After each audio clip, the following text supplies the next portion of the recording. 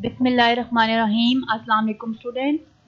I'm your Islamiyat teacher. My name is Abda Imtiaz. And in previous lecture, we read about introduction of Surah Anfal. And now we will read the translation of Surah Anfal, Ruku number 1, ayat number 1 to 10. जी, तो आज का जो lecture है वो रकू number 1 जो है वो सूरह अनफाल, ठीक है, रकू नंबर 1 जिसमें 1 से लेकर 10 तक आयात हैं, लेकिन हम 1 से लेकर 5 तक ही आयात पढ़ेंगे, उनका लफ्ज़ी तर्जुमा, उनका बामुहावरा तर्जुमा देखेंगे, ठीक है। तो ये देखें, आपको जो स्क्रीन पर मायनी शो हो रहे हैं, ये मायनी आपने सारे याद करनी है, ठीक है। ये आपके 1 से लेकर 10 तक आयात के मायनी है, ठीक है, लेकिन या मायनी आपको जो है वो बीच बीच में इसमें आप जो है वो सिलेक्टिव नहीं करवा सकती, तो मायनी आप सारे कर लें। आपने जो ट्रांसलेशन करनी है वो 1 से लेकर 5 तक है आज के लेक्चर में, ठीक है। तो शुरू करते हैं। अल्फाज मायनी। अनफाल माल गनीमत, जैसे कि मैंने आपको बताया था इंट्रोडक्शन में कि नफल की जमा है अनफाल और इसका मतलब है माल गनीमत। माल गनीमत के बारे में भी मैंने आपको बताया था कि माल गनीमत क्या है, ठीक है। वजिलत डरते हैं या डर जाते हैं। विसाकूना वो हाँके जाते हैं। दाबिर जड़। मुर्दफीना लगातार आने वाले। नेक्स्ट रो में आए। अस्लिहू ज़ाता बैनकुम अपने आपस के ताल्लुकात दुरुस्त रखो। कारी होना नागवारी महसूस करते हैं। एहदा एक मोनस के लिए, ठीक है। तस्तगीसूना तुम फरियाद करते हो। गैरा ज़ाते शौकते बगैर असलहे और कुव्वत के। जी, तो ये थे आपके मायनी 1 से लेकर 10 आयात तक के।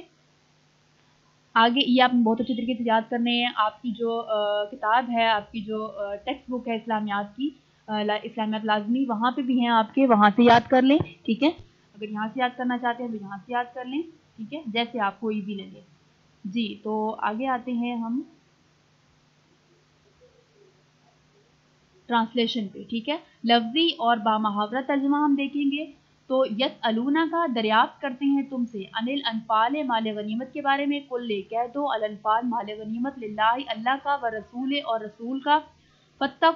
फत्तकुल्लाह पस डरो अल्लाह से। व अस्लिहू और सुलह रखो। ज़ाता बैनकुम आपस के मामलात में। वातिउल्लाह और अतात करो अल्लाह की।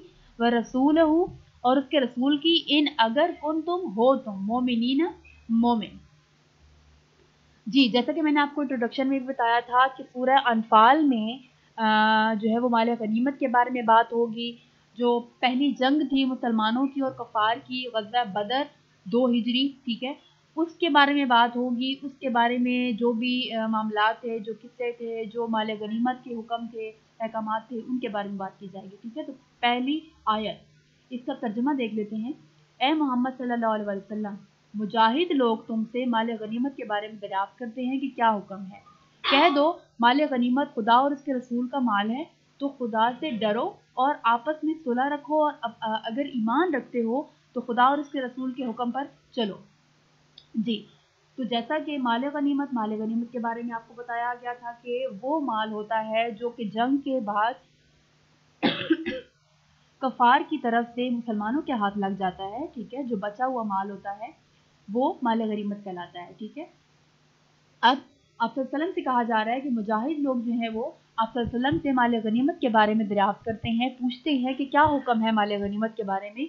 तो अल्लाह ताला कहता है कि उनसे कह दो कि माल गनीमत जो है वो खुदा का और उसके रसूल का माल है, तो इसके पीछे आपस में ताल्लुकात ख़राब ना करो और आपस में सुलह रखो, और अगर ईमान रखते हो तो खुदा और उसके रसूल के हुक्म पर चलो। उसके अहकामात जो हैं, अल्लाह ताला जो अहकामात बयान करता है, जो आप सल्लल्लाहु के अहकामात हैं, उनकी पैरवी करो।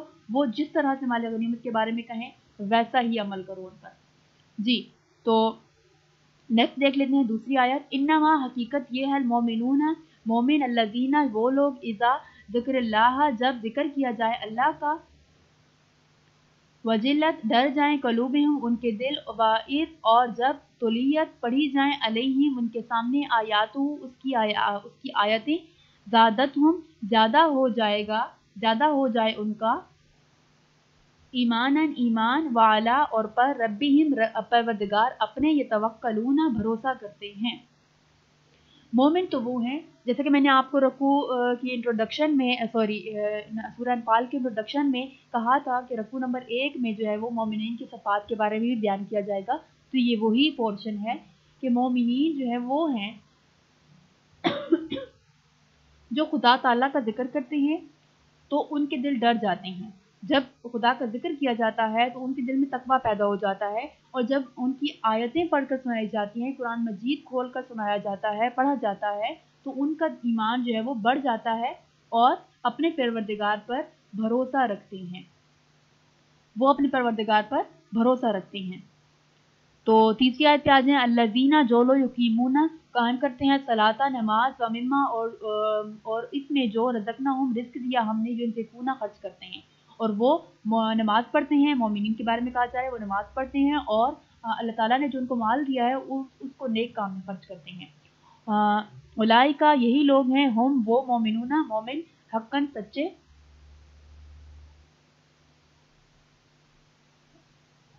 لہم ان کے لیے درجات درجے ہیں، اندہ پاس ربہم پروردگار ان کے لیے،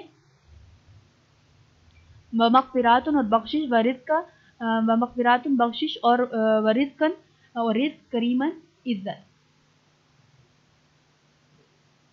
یعنی کہ یہی سچے مومن ہیں اور ان کے لیے اللہ تعالیٰ کے ہاں بہت بڑے درجات ہیں اور بخشش ہے، اور پھر عزت کی روزی ہے، عزت والا رزق ہے، یہ ان کے پھر آگے انعامات دیے گئے ہیں۔ چوتھی آیت دیکھیں، کما جس طرح اخرجکم نکالا تجھے ربو کا تیرے رب نے، من بیتکم تیرے گھر سے، بالحق کے حق کے ساتھ، وَإِنَّا اور تحقیق فریقاً ایک جماعت، من المومنین مومنوں میں سے، الکارہون ناخوش تھی، یعنی کہ وہ لوگ جن پر اللہ تعالیٰ ناراض تھا اور جن کو اللہ تعالیٰ نے اپنے گھر سے بے دخل کر دیا، اور تمہارے پروردگار نے تم کو تدبیر کے ساتھ، یعنی کہ سوچی سمجھی تدبیر تھی جس کے تحت ان کو اپنے گھر سے نکالا، اور اس وقت جو ہے وہ مومنوں کی ایک جماعت کو ناخوش تھی، ٹھیک ہے، یعنی کہ انہوں نے اللہ تعالیٰ کی پیروی نہ کی، ان کے احکامات کا جو ہے وہ حکم نہ بجا لائے، تو جس کی وجہ سے اللہ تعالیٰ نے ان کو اپنے گھر سے بے دخل کر دیا، اور اس وقت مومنوں کی جماعت ناخوش تھی، ٹھیک ہے۔